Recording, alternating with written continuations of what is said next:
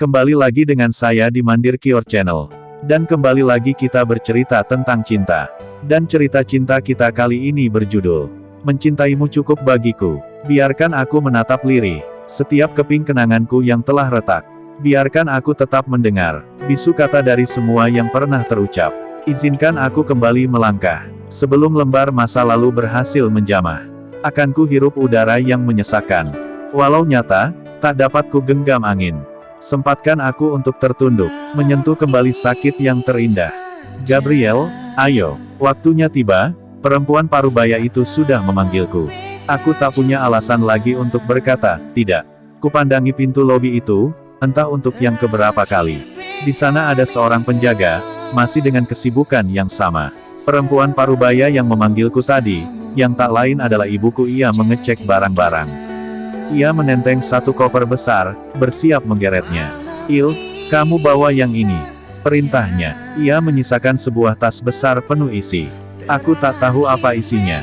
Bukankah sejak awal aku tak tahu barang apa saja yang kami bawa? Mem, bukan kami, dia tepatnya. Ibuku, aku tak sedikit pun andil dalam mengemasi barang-barang, karena sejak awal pula, aku enggan pergi.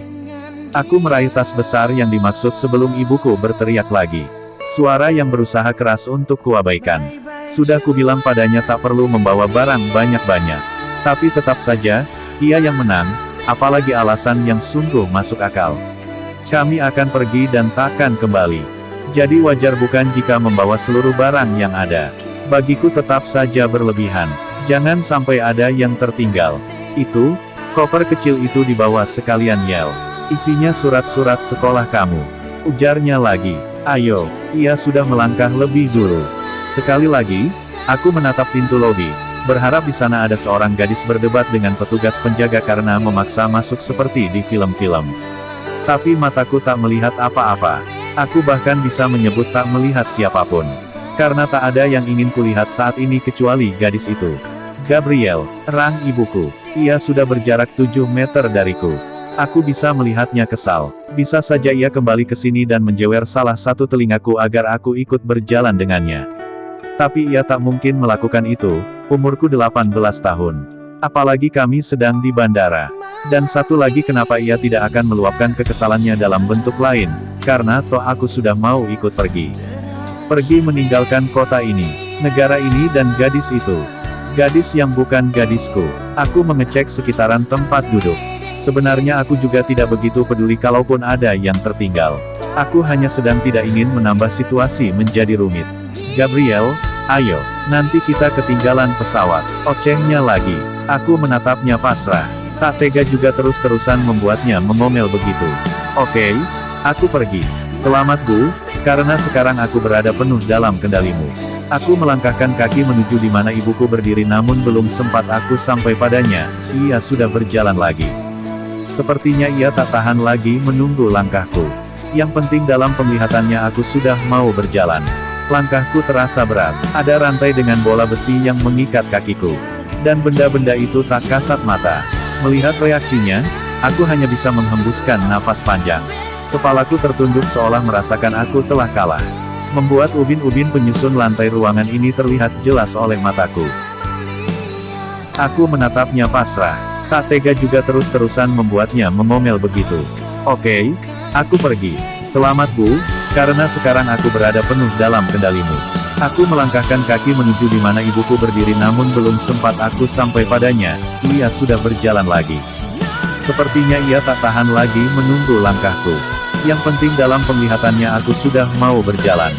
Langkahku terasa berat, ada rantai dengan bola besi yang mengikat kakiku. Dan benda-benda itu tak kasat mata. Melihat reaksinya, aku hanya bisa menghembuskan nafas panjang. Kepalaku tertunduk seolah merasakan aku telah kalah. Membuat ubin-ubin penyusun lantai ruangan ini terlihat jelas oleh mataku. Aku juga bisa menangkap kedua tanganku yang menenteng tas besar di sebelah kanan serta koper berukuran sedang di sebelah kiri. Perasaan malasku semakin muncul, rasanya ingin sekali aku berbalik arah kemudian berlari kencang, melempar dua benda di tanganku ini tanpa memperdulikannya dan kabur dari tempat ini. Tapi tidak, aku tak melakukannya. Jika setahun bahkan seminggu yang lalu aku masih punya alasan untuk menolak ajakannya bahkan sekedar menunda bersekolah di Perth dan berkumpul lagi dengan ayahku, sekarang aku tidak punya alasan lagi untuk melakukannya. Bahkan semua telah berbalik, mungkin sebaiknya memang aku pergi. Aku ingin pergi. Bukan aku tak ingin, tapi aku harus. Entahlah aku sudah tak tahu lagi. Gabriel, teriak seorang wanita lagi, cukup samar. Tapi aku tahu itu suara wanita. Aku hampir mengumpat tertahan. Kukira itu ibuku. Tapi sedetik kemudian aku tersadar, itu bukan suara ibuku. Aku mendongak, di depan sana kudapati ibuku masih berjalan. Tampaknya ia tak mendengar ada yang menyebut namaku, atau bahkan memanggilku dengan sengaja. Gabriel, lagi, suara itu. Aku menoleh cepat. Belum sempat aku melempar pandangan, seseorang menubruk tubuhku dan melingkarkan kedua tangannya, memelukku erat. Aku hampir saja jatuh ke belakang, tapi tubuh orang ini tidak cukup untuk merobohkan pertahananku. Mataku bertemu pada dua buah kornea hitam di depan sana. Ia menatapku tajam, gerahamnya yang kuat seolah berperang dengan kendalinya sendiri. Detik berikutnya matanya berkedip, tatapannya berubah tak setajam tadi. Nafasnya berhembus kasar. Pria itu berdiri seolah memberi jarak. Tentu saja ia menunggu di sana di hadapanku dan seseorang yang memelukku ini sekitar 5 meter. Ia membiarkan lalu lalang orang menghalangi pandangannya. Dengan menghiraukan tatapan pria itu, aku membalas pelukannya. Membiarkan rinduku bersemayam detik ini, dan aku berharap waktu berhenti sekarang juga. Siapapun, hentikan waktu sekarang juga. Ia membenamkan wajahnya di dadaku dan aku membenamkan wajahku di lehernya. Posturku yang lebih tinggi membuatku memaksakan ini. Tak apa, yang penting aku sangat nyaman. Biarkan saja orang-orang melihatku dengan tatapan aneh termasuk pria itu. Biarkan saja, ibuku mengomel lagi karena aku tak kunjung menyusulnya. Biarkan saja detak jantungku beradu dengan aliran darahku yang deras. Biarkan saja keringatku mengucur karena rasa gugupku yang terlalu hebat. Dan kumohon biarkan saja, gadis ini tetap memelukku seperti ini. Vi, buruan, teriakku di depan gerbang rumah. Iya, jawabnya. Sylvia masih sibuk mengikat tali sepatunya di teras rumah. Sedangkan aku sudah gelisah menunggunya sambil sesekali melirik ke arah matahari. Aku memang tidak suka memakai jam tangan dan dengan melihat bagaimana cahaya matahari saja aku sudah tahu jam berapa sekarang. Sylvia berlari keluar gerbang rumahnya yang berjarak 3 langkah saja dari tempatku berdiri. Rumah kami memang bersebelahan tanpa penghalang apapun. Kecuali tembok tentunya. Ayok. Aku menggamit lengannya. Kami mengambil langkah lebar menuju halte depan gapura kompleks. Aku masih menggandeng Sylvia, gadis ini akan semakin tertinggal kalau kulepaskan. Aduh Iel, kaki kamu panjang banget sih. Aku jadi lari-lari nih. Eluh Sylvia, ia tertinggal 1 langkah dariku. Kalau gak gini nanti Ki. Boom, tanganku tertarik ke bawah. Aku hampir saja terjatuh karena itu. Ketika aku menoleh, Sylvia sudah tersungkur di jalan aspal. Sylvia, pekiku menyadari gadis ini terjatuh. Posisinya parah sekali untuk dilihat. Apalagi sebelah tangannya yang masih kugenggam membuatnya tak bisa menahan tubuhnya agar tak terbentur aspal. Aduh, erangnya. Ia duduk di atas aspal yang membuatnya mengerang kesakitan. Lutunya ditekuk, menampakkan sebuah luka lebar menganga di sana. Mataku membelalak, darah merah mulai mengalir dari lukanya. Sakit Yel. Lanjutnya, aku ikut berjongkok di depannya. Awalnya aku bingung harus melakukan apa kecuali, aku membuka resleting tas ranselku. Syukurlah, ada sapu tanganku di dalamnya. Pakai ini dulu ya, nanti di sekolah aku obatin. Ucapku meyakinkan. Sylvia mengangguk. Kubalutkan sapu tangan putihku di lututnya. Bercak merah mulai tampak di sapu tanganku itu. Hei, jadi naik nggak? Teriak seseorang di balik punggungku. Aku menoleh kaget. Seorang kondektur berdiri di samping pintu belakang bis yang sedang berhenti. Seorang pria berseragam sekolah berjalan menghampiri. Jadi Pak, tunggu sebentar. Ucap pria itu sambil terus berjalan ke arah kami. Il, ucapnya. Alvin, ucapku. Kalian gak apa-apa kan? Tanyanya kemudian setelah menyadari posisi kami yang terduduk di jalanan aspal. Ayo, keburu bisnya gak mau nunggu. Ucapnya lagi. Aku menoleh pada Sylvia, ia masih meringis kesakitan. Aku bisa melihat sebenarnya ia hampir menangis. Tapi tak jadi, mungkin karena ada orang lain di sini sekarang. Masih bisa kan Vi? Tanyaku. Sylvia mengangguk pasrah. Aku membantunya berdiri dan memapahnya menuju bis yang sopirnya sudah menekan klakson berkali-kali serta beberapa penumpang yang menunggu kami tak sabar. Bis ini cukup penuh, sudah tak ada tempat duduk yang tersisa. Bahkan sudah ada beberapa orang yang berdiri saat kami naik. Aku menatap Sylvia prihatin, peluk keluar dari dahi serta bagian kulit wajahnya yang halus. Sementara kakinya, ia pasti sangat kesakitan jika terus berdiri. Bagaimana mungkin aku tega melihatnya begini? Tiba-tiba Alvin melepas ransel dari punggungnya lalu meletakkannya di lantai bis. Ia menepuk-nepuk ranselnya lalu memandang ke arah Sylvia. Ia berjongkok di depan kami. Keningku mengerut melihatnya. Kami masih berada di dekat pintu belakang. Sylvia tak sanggup berjalan lagi untuk sekedar masuk ke tengah-tengah bis. Duduk di sini, isinya cuma buku aja kok. Ucapnya yakin sedikit mendongak. Aku melongo cukup kaget atas perilakunya. Aku bahkan tak sampai berpikiran seperti itu. Sylvia menoleh ke arahku ragu. Aku mau tak mau mengangguk. Aku tak ingin membiarkannya semakin tersiksa dengan berdiri dalam keadaan lutut yang luka. Aku sempat merutuki diriku sendiri kenapa tak bisa berpikir sekreatif Alvin. Tapi sudahlah, yang terpenting Sylvia bisa duduk sekarang ya meskipun akan terlihat seperti di lantai bis. Aku berjongkok di sampingnya. Hampir semua pandangan penumpang mengarah pada kami bertiga. Thanks ya Vin, ucapku. Alvin mengangguk saja menimpali. Oh ya Vi, kenalin ini Alvin temen semku dulu. Ucapku. Sylvia memandang Alvin lama. Alvin menunjukkan senyumnya. Alvin, ucap temanku itu sambil menyodorkan telapaknya. Sylvia, ucap gadis ini menyambut jabatan tangan Alvin. Makasih ya, tambah Sylvia. Alvin mengangguk seraya tersenyum lagi. Jabatan tangan itu masih terjadi. Entah kenapa tiba-tiba saja hatiku terasa sangat perih. Aku seperti merasa akan kehilangan. Sejak pertemuan di bis itu, Sylvia dan Alvin semakin dekat. Awalnya aku tak mempermasalahkan hal itu. Aku cukup tahu Alvin. 3 tahun aku duduk sebangku dengan pria itu. Ia pria yang baik, tapi aku sadar kedekatan mereka lebih. Bahkan hingga hari ke-7 setelah perkenalan mereka, aku tak tahu sedekat apa lagi mereka. Aku sering melihat Alvin datang kemari, ke rumah sebelah, tepatnya rumah Sylvia. Aku juga sempat melihat Alvin mengantar Sylvia pulang kemarin. Sylvia mulai agak menjauh dariku. Mem, bukan, tapi jarak kami yang sedikit. Terus gimana Yel sama tawaran mama tadi? Kamu ikutkan? Sebentar lagi kenaikan kelas loh Yel. Aku udah bilang berapa kali sih sama mama. Aku gak mau pindah ke Australia. Kalau mama mau pergi ke sana ya ke sana aja. Ilga apa-apa kok sendirian.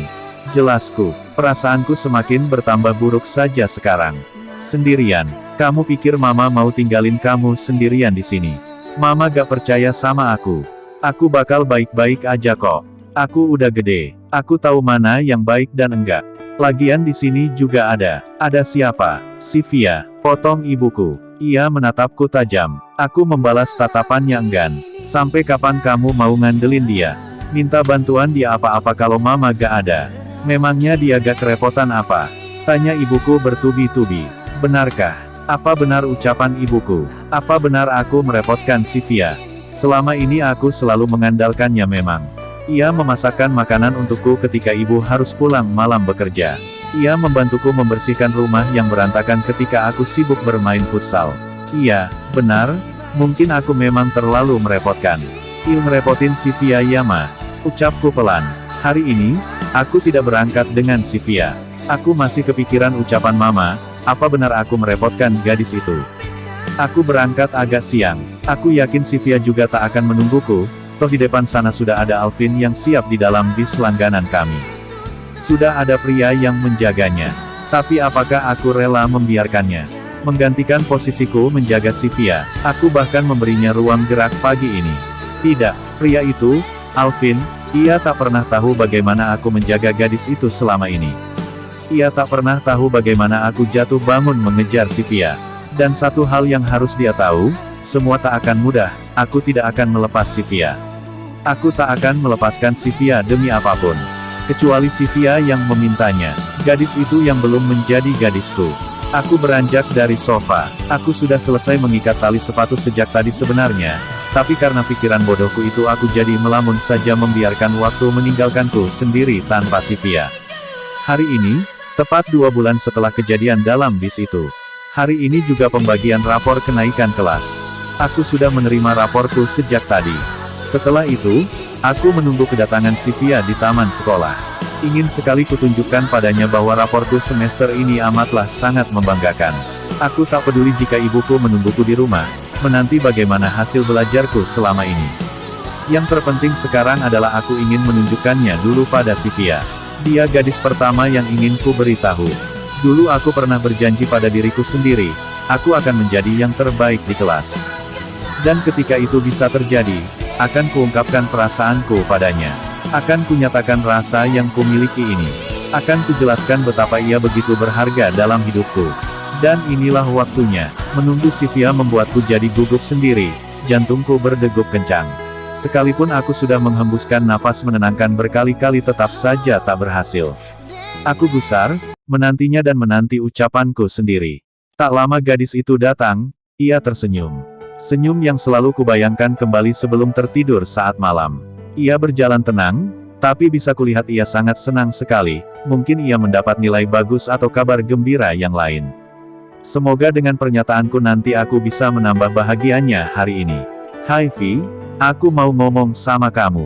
Ucapku mengawali. Aku berusaha keras menyembunyikan rasa gugupku.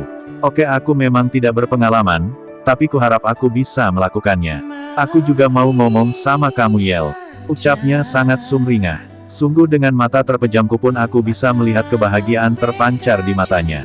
Oh ya udah kamu duluan deh yang ngomong. Ladies first. Ucapku sok-sokan. Sylvia tertawa lebar. Oke, yang pertama nilaiku di atas 85 semua Yel. Yee, ucapnya semangat. Ia sempat melompat-lompat kegirangan. Wah, bagus tuh. Kayaknya aku bakal dapat traktiran deh. Ucapku berbasa-basi. Ia berhenti melompat. Yum, gak. Mataku tak berkedip. Aku menatapnya nanar. Apa benar yang baru ku dengar? Tuhan, silahkan ambil nyawaku sekarang. Kamu kenapa Yel? Gak seneng ya? Ucap Sylvia sedih menyadari aku yang tak bereaksi apa-apa. Aku menggeleng lemah. Aku masih bertahan dengan sisa nafas yang belum kuhembuskan sebelum Sylvia berucap tadi. Kubiarkan saja paru-paruku tak terisi oksigen. Biar aku bisa merasakan sakit pada paru-paruku. Dengan begitu mungkin aku bisa menutupi rasa sakit pada hatiku. Yel, kamu kenapa? Rapot kamu bagus kan? Kamu naik kelas kan? Aku mengangguk lemah. Sungguh, aku tak bermaksud untuk tak menjawab pertanyaannya. Tapi rasanya suaraku sudah diambil Tuhan. Beneran Yel? Atau kamu sakit ya? Muka kamu kok tiba-tiba pucat? Mataku menatapnya nanar lagi. Benarkah wajahku berubah pucat? Oh mungkin karena aku baru tersambar petir. Suaraku sudah diambil Tuhan. Pendengaranku juga. Mungkin sebentar lagi nafasku. Jadi pantas saja kalau aku pucat. Aku antar kamu pulang deh ya. Makan-makannya lain kali aja. Ucapnya. Kamu benar. Mana mungkin aku bisa makan. Bernafas pun aku sudah tak berniat. Aku mengurung diriku di kamar. Membenamkan wajahku pada tempat tidurku sendiri. Ibuku sempat panik melihatku yang pucat pasi. Setibanya tadi, ia langsung mengecek raporku. Barangkali nilai di sana yang membuatku begini. Andai aku bisa menjerit, bukan. Bukan itu. Hari sudah malam, aku bisa melihatnya lewat kaca jendela kamar yang masih terbuka tirainya. Tadi sebelum aku tertidur, aku berpikir sesuatu. Sesuatu yang mungkin terbaik dan membiarkan aku jadi seorang pengecut, tapi aku lebih baik jadi pengecut daripada mengusik kebahagiaannya. Aku turun menemui ibuku yang berada di ruang tengah. Ia menyambutku hangat, meski tak tahu apa yang sedang terjadi padaku.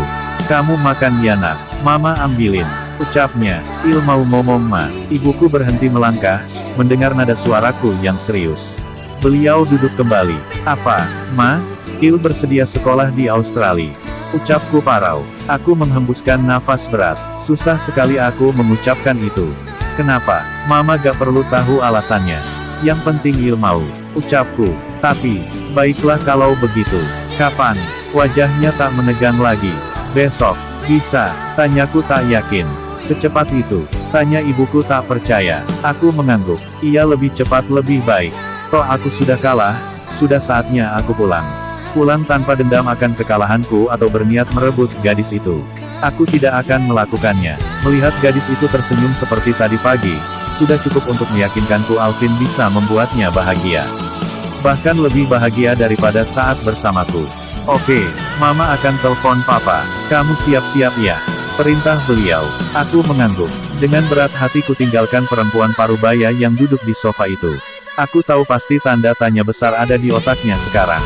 Mungkin pertanyaan macam ini, bagaimana bisa? Ada apa? Benar, karena sebelumnya aku selalu menolaknya mentah-mentah. Tentu saja, untuk apa sekarang aku menolak lagi? Aku sudah tak punya alasan. Aku sudah tak berkewajiban lagi menjaga gadis itu. Gadis itu sudah mempunyai penjaganya sendiri.